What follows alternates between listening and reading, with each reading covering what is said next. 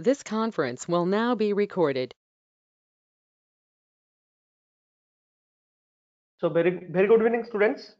We are continuing with modern physics. So here we will be solving numerical problems from photoelectric effect, semiconductor, atomic physics, nuclear physics, etc. So today I have picked up two numerical problems from here. So they actually these questions are questions are passage based questions. Okay, so so there is a passage you can see here. You have to read this passage, and there are subsequently 3 questions depending on this passage. You have to answer for that. Okay, so and I have another passage like that, and corresponding 2 or 3 questions are there which we have to solve for this. Okay, so let us start with the first question. Please listen or read the question attentively. So this question states that when a particle is restricted to move along x-axis between x is equal to 0 and x is equal to a, that means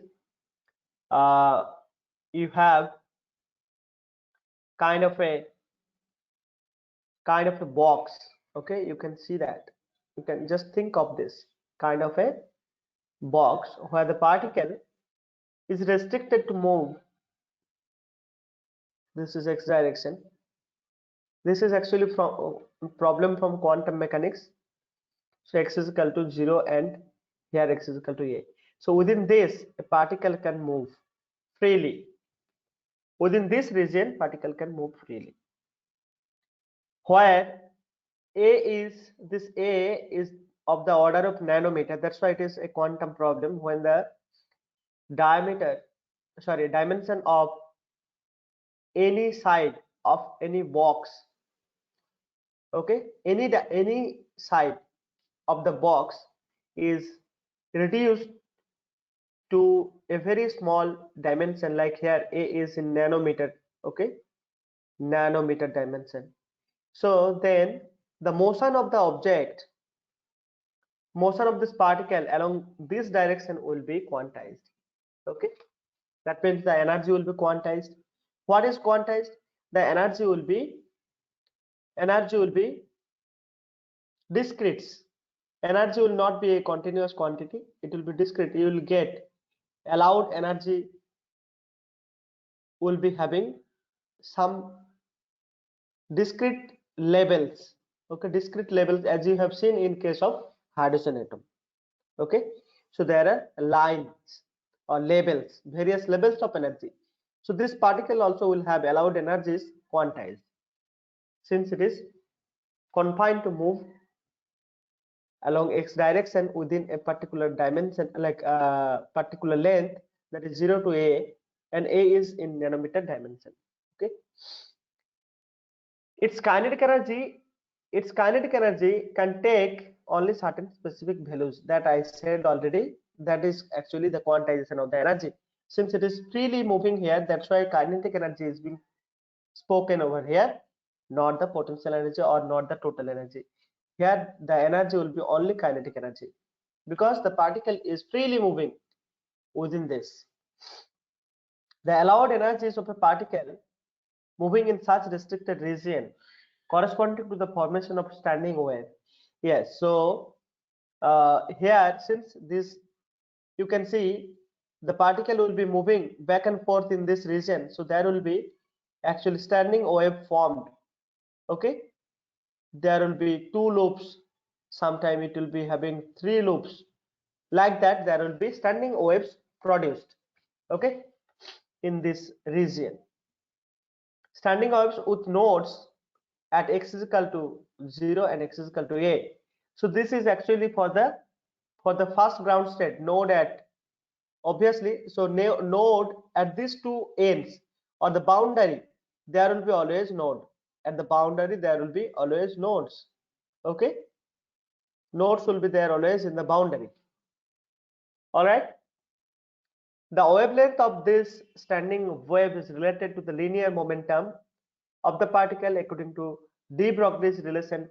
You know de Broglie's relation, P is equal to h by lambda, or lambda is equal to h by P. So this is de Broglie's relation. So the wavelength, the standing waves which are formed in this region, within this region, suppose has the wavelength lambda, and that wavelength is actually related to the linear momentum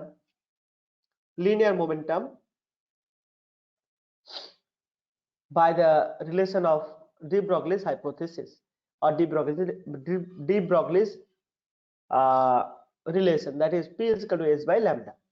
Okay, all right. The energy of the particle of mass m is related to its linear momentum by this way. You might know this from classical mechanics. So momentum and the energy of a free particle, or kinetic energy of a free particle, is related like this. So P square by 2m is the energy. If I say kinetic energy, this is total energy exactly equal to kinetic energy, because here potential energy is 0. Okay, so P square by 2m. Okay, thus the energy of the particle can be denoted by quantum numbers n. N can take values 1, 2, 3, etc. These are discrete values, as you can see. So there are 1. After 1, you don't have 1.2 or 1.3, 1.5 now. You have directly 2. So these are allowed values. These are not allowed. 1, 2, 3, 4. These are discrete numbers. Okay. So that's why the energy is discrete in nature. The corresponding to the number of lobes of the standing waves. So see, this n is number of loops. Okay. So sorry, this is called actually quantum number. Okay, anyway, so the n is a quantum number which is actually related to the number of loops produced in the standing waves. Use the model described above, okay, to answer the following 3 questions of a particle moving in the line x is equal to 0 to x is equal to a.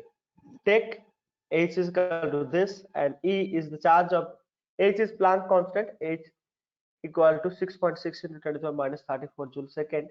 E is the charge of electron, 1.6 into 10 to the minus 19 coulomb. Okay, so with this we have to find out the answers for 3 questions. So the first question is this one: the allowed energy of the particle for a particular value of n is proportional to. So how to find out that? We know energy is equal to P square by 2m, right? Again, this P is related to lambda, and lambda is related to A. We have to find out what is that. So you know, if suppose lambda is the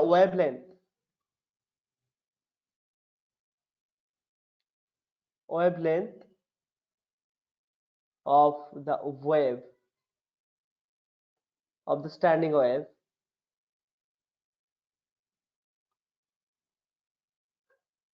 okay, we know A is the dimension, right? A is the dimension. So you know,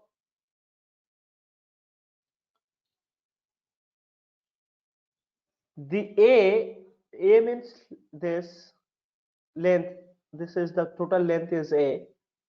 And see, if you want to have one wave over here, one full standing wave, okay, you can have actually, you can have like this, you can have like this, and again further you can have like this also. Okay, there will be various standing waves. So there is a relation between this length A, wavelength, and the number of loops. So that is actually given by, see, if I take this n is equal to 1, n is equal to 1 is this one. Okay, that means, you know, here this is a single loop.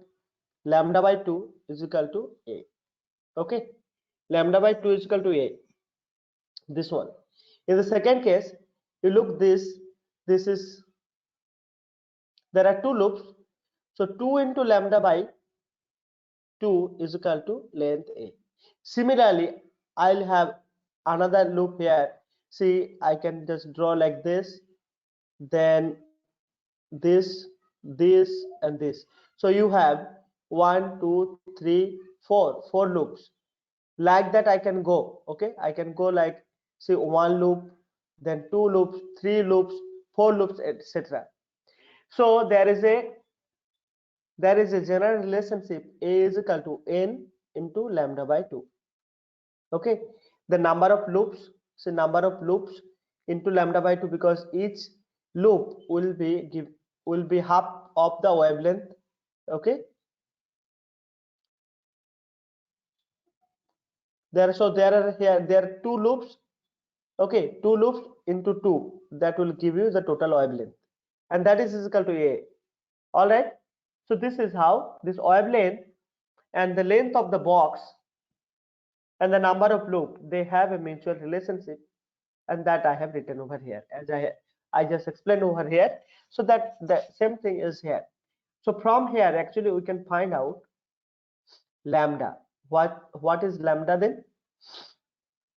Lambda is 2a by n.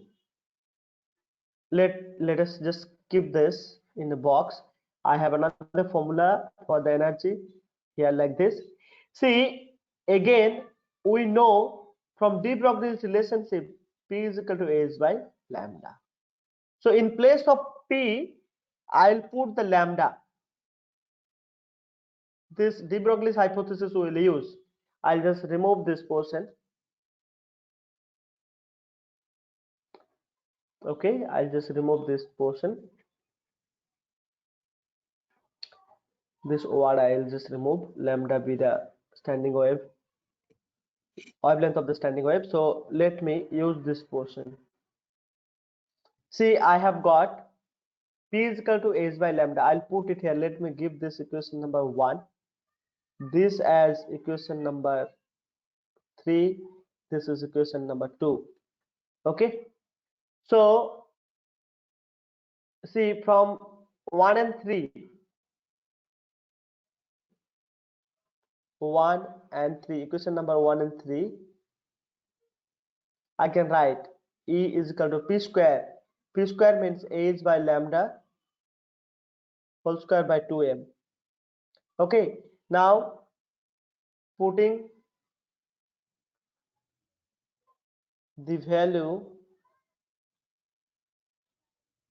of lambda from, I think I should give this as equation number 2, so that, okay, this is 2, equation number 2, I'll write it before so that it won't confuse us. So P is equal to H by lambda. This is equation number 2. So this is from equation number 1 and 2.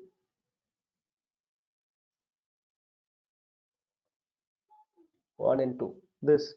Now, if I put the value of lambda from equation number 3, then what we get is equal to H by, okay, let us write this H square. This is 2m into lambda square. Now we'll put it here. H square. See, lambda means 2a by n. 2m. This is 2a by n whole square again. So if you simplify it, what you get? N square, H square by 8m a square. Okay. Now look what is the question. The allowed energy of the particle. This is the allowed energy. So what is the expression for allowed energy? That is n square. N square is the quantum number or the number of loop, 8m square. Now answer the question. The allowed energy of the particle for a particular value of n, let us say this n is equal to 1. Okay, n is equal to 0 is not possible. It is written somewhere. We'll see. It is not possible. So let us take n is equal to 1. Then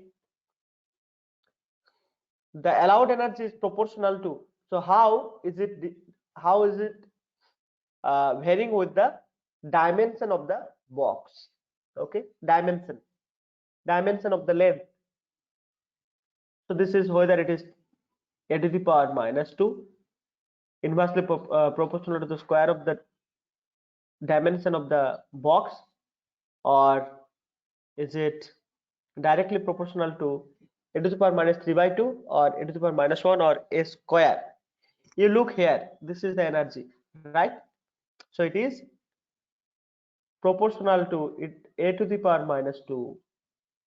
Okay, a to the power minus 2. So the first option will be the correct answer for this quiz. Okay, very nice. We'll move on to the next problem.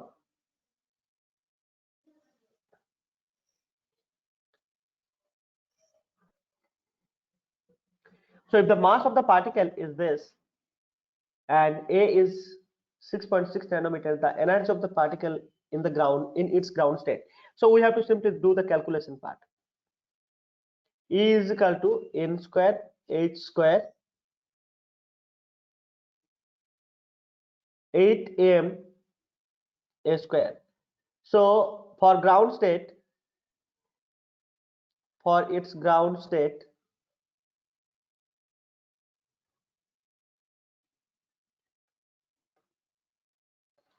we can write n is equal to 1. Okay, so the energy will be h square 8m a square. See, A is given as 6.6 nanometer. We have to make it to meter. M is given mass. H you have to take 6.63 into 10 to the power minus 34 joule second. And the answers are given in terms of electron volt. So if we put these values, H is equal to 6.63 into 10 to the power minus 34 whole square, and then it is 8, m is 1.0, 10 to the power minus 30, and a is 6.6. Let me erase this. Okay, so this is 6.6 into 10 to the power minus 10, sorry, 10 to the power minus 9, 10 to the power minus 9 whole square. So this will be in terms of joule. If you want to find the answer in terms of electron volt, then what you have to do, you have to divide these values with 1.6 into 10 to the power minus 19 joule. Okay, this is this much. See, one electron volt is this much joule. So this will give you electron volt. Okay, and you will get actually this. If you do the calculation quickly, see, I'll just do some approximation here. This I'll just take 6.6 alone, so that it will be cancelled from this and this. So 10 to the power minus 68 plus 10 to the power 18. This 6.6 I'll just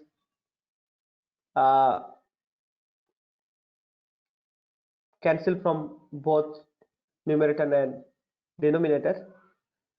Now you will have this 30 and this as 19, and here 8 into 1.6.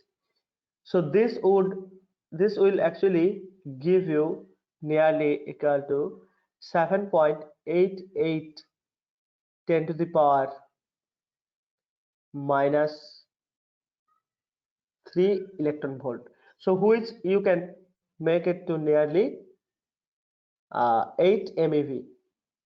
Actually closest to, it is said closest to what? Closest to, so this small m means not mega electron volt. This is actually milli electron volt, because this is from atomic physics. This energy is from atomic physics, so this energy is not that large. Only particle physics, in the particle or nuclear physics, the energy will be million electron volt or giga electron volt. But in this case, million electron volt is 10 to the power 6 electron volt, or this is called mega electron volt also, MeV. Okay, so this, it is seen in case of particle physics and nuclear physics.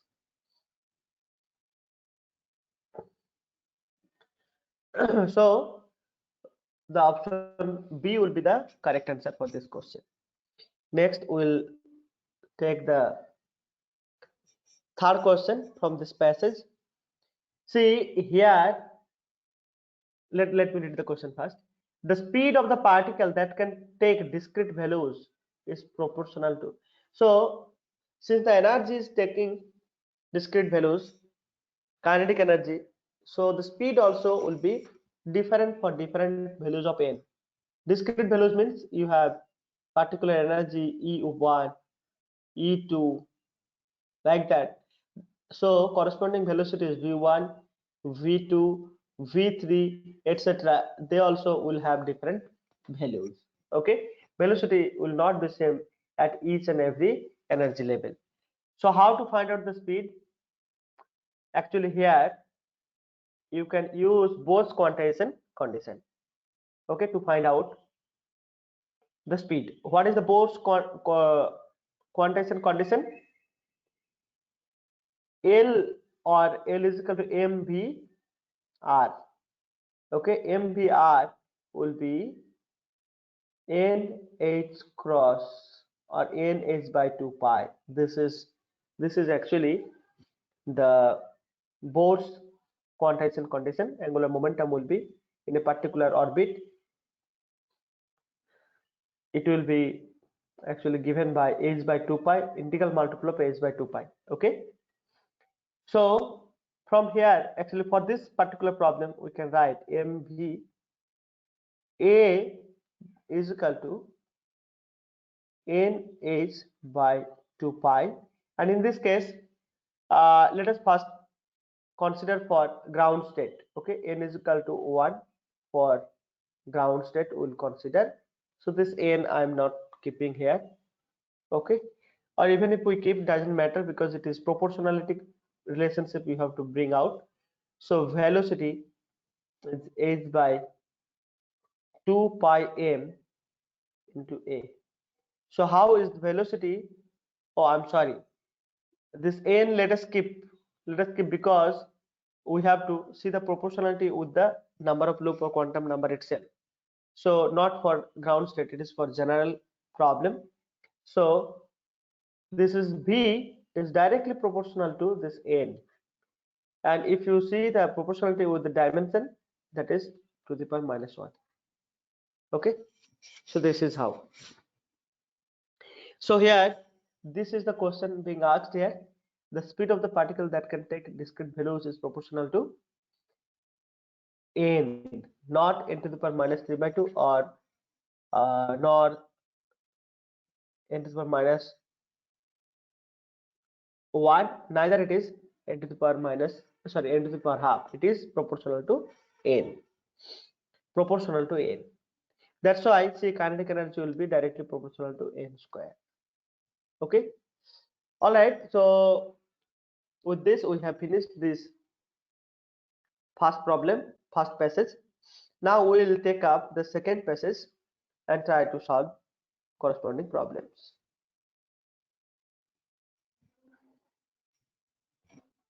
Okay. So what is this passage saying? The key feature of Bohr's theory of spectrum of hydrogen, so these are all small f. Oh, okay, all right. Of hydrogen atom is quantization, is the quantization of angular momentum. So the key feature of Bohr's theory of spectrum of hydrogen atom is the quantization of angular momentum when an electron is revolving around a proton. This everybody knows. We have Bohr's quantization condition. There are allowed energy levels. According to Bohr, the allowed orbits should or must follow this L is equal to NH cross or NH by 2 pi. Okay, H by 2 pi is written as H cross. Okay, so this is the Bohr's quantization condition. When an electron is revolving around a proton, okay, hydrogen atom has only one electron, so that's why it is said up to here. This is fine. We will extend this to a general rotational motion. Let us not take this as hydrogen atom problem. Let us take this as a general rotational problem. That is what it is said. To find the quantized rotational energy, then we can find out quantized rotational energy of a diatomic molecule. So hydrogen atom always a diatomic molecule, so that's why we can actually use this Bohr's quantization condition to find out the rotational kinetic energy of a rigid body, assuming this hydrogen atom as a rigid diatomic molecule. Okay, so the rules to be applied is the Bohr's quantization condition. This is clearly stated here. No need to think very high-fi. Okay, so here this is the passage. So what we have learned from the passage, that Bohr's quantization condition you have to use all the way to find out the rotational kinetic energy. Okay, so you know what is rotational kinetic energy? K rotational. We know from rotational mechanics, that is half I omega square. Okay, how is this omega related to angular momentum? Angular momentum is equal to I omega. So if you sometime required, if you require to replace this omega, then I can just do this L by I. Okay, now look this, after knowing this, let us read this question. A diatomic molecule has moment of inertia given, okay, I.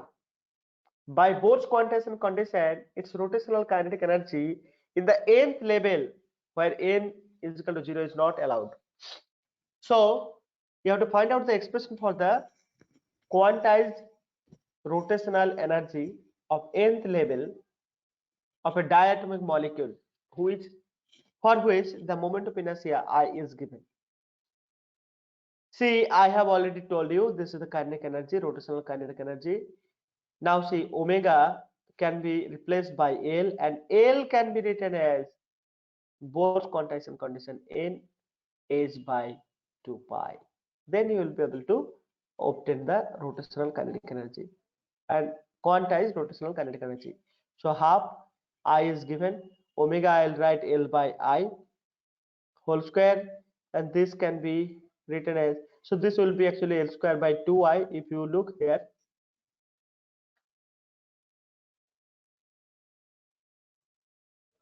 then this L can be written as nh by 2 pi. So nh by 2 pi whole square by 2I.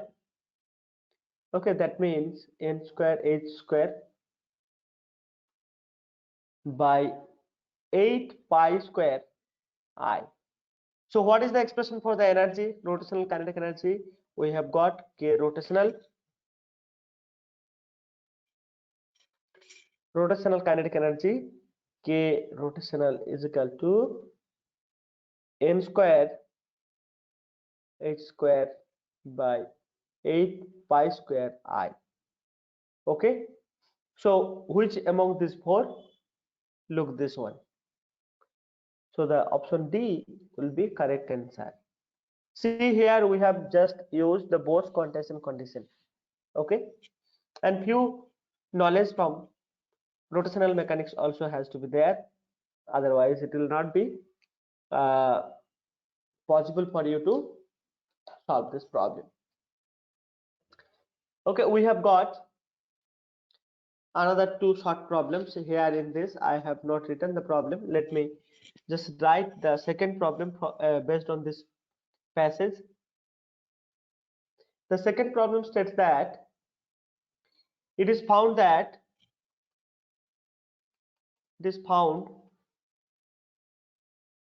that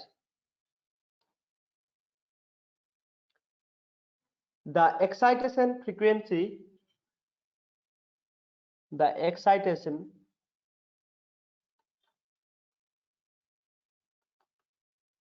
frequency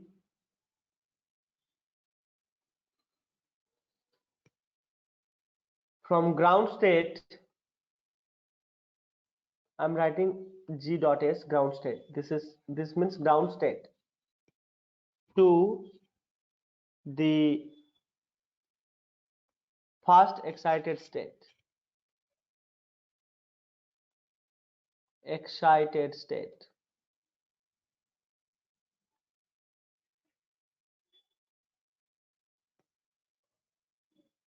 Of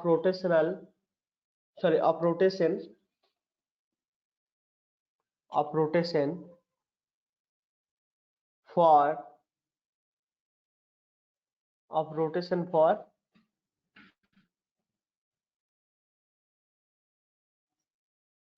carbon monoxide molecule is close to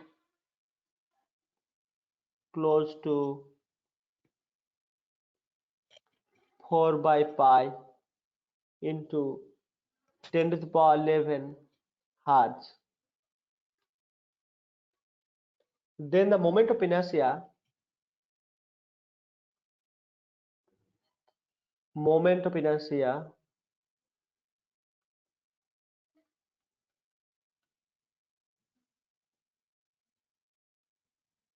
of CO molecule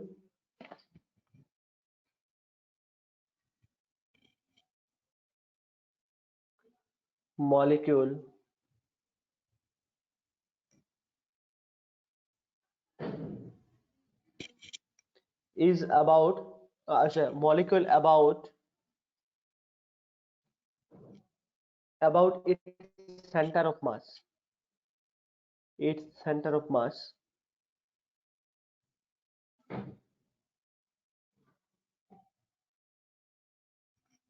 is close to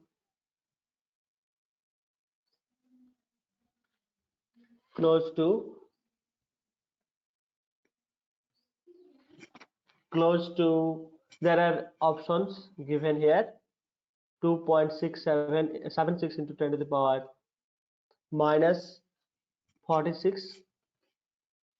This is moment of inertia, so kg meter square. Okay, B, option B says it is 1.87 into 10 to the power minus 46 kg meter square. Third option is 4.67 into 10 to the power minus 47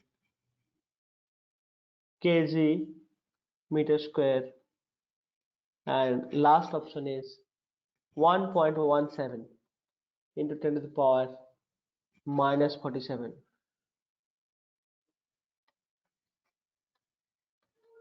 kg meter square. So these are the options. You have to find out the moment of inertia of a carbon monoxide molecule. That is the question actually. Okay, so you have linear molecule car. So this is oxygen, this is carbon, and oxygen is a little heavier, so center of mass will be somewhere here. So you have to find out the moment of inertia about this axis. Okay, so from here you will not be able to get, because you know do not know the distances from the center of mass, neither you know the masses of each. You may get it, but see here you have to use the things we have learned already. So what we have learned,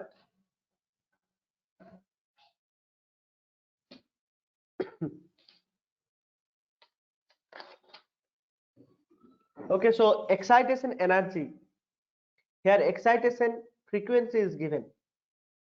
Okay, so what is excitation? So ground state to fast excited state. See, we have discrete energy levels like this. So here ground state is equal to n is equal to 1, and fast excited state is n is equal to 2. Okay, n is equal to 2, since n is not allowed, n is equal to 0 is not allowed. Here ground state is n is equal to 1. So the energy difference between the, so excitation energy will be the final kinetic energy minus initial kinetic energy, right? So what is the final kinetic energy and what is the initial kinetic energy?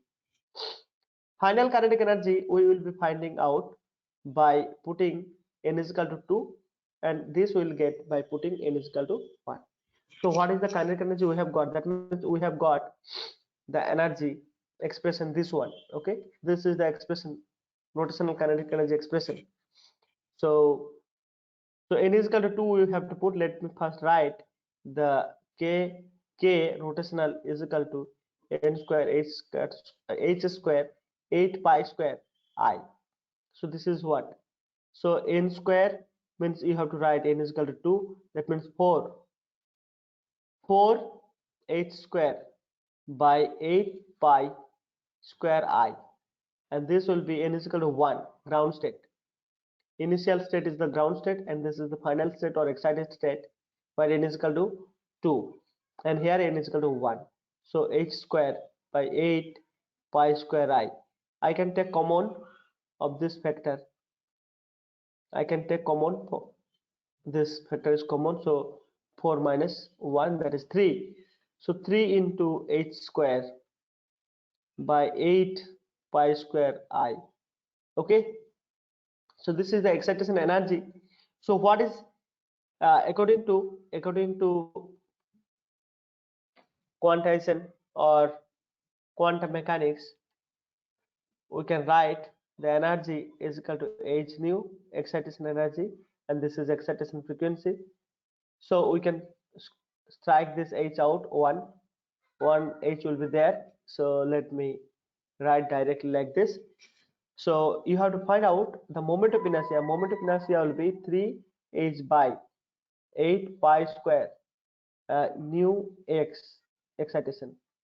So excitation frequency is given h. You can take, see in the question itself it is written what you have to use as h. H you can take excuse me, h you can take as 2 pi into 10 to the power 10 to the power minus 34 joule second. Okay, so we can write h is equal to 2 pi into 10 to the power minus 34 joule second.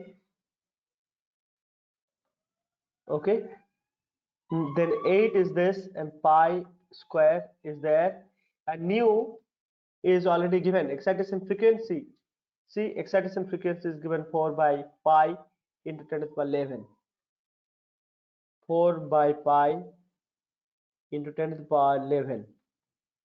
This will be actually kg meter square, moment of inertia.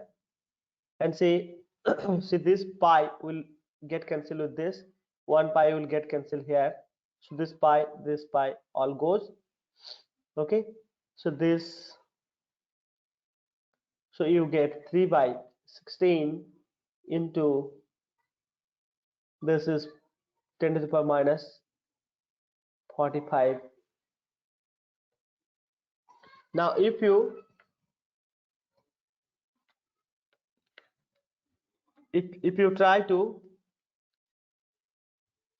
solve this with fraction, so 3 by 16 will give you the fraction 0.187 kind of that into 10 to the power minus 30 45 this kg meter square, and see if you write 1.87 then it will be 10 to the power minus 46 kg meter square. Okay, 1.86 sorry 1.87 into 10 to the power minus 46 kg meter square.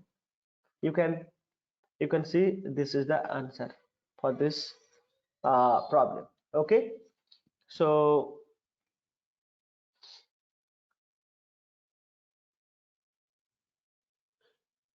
I think I'll stop it here for today. We'll again take up few more problems from the semiconductor part and other part. We have already discussed this atomic part. So nuclear part will pick up next class, and this semiconductor part. And if we get some more questions on photoelectric part. So in the modern physics, most of the questions are passage based. We'll try to pick up more and more and try to solve them. So thank you for your patience. We'll stop it here for today. We'll meet again. So bye for today.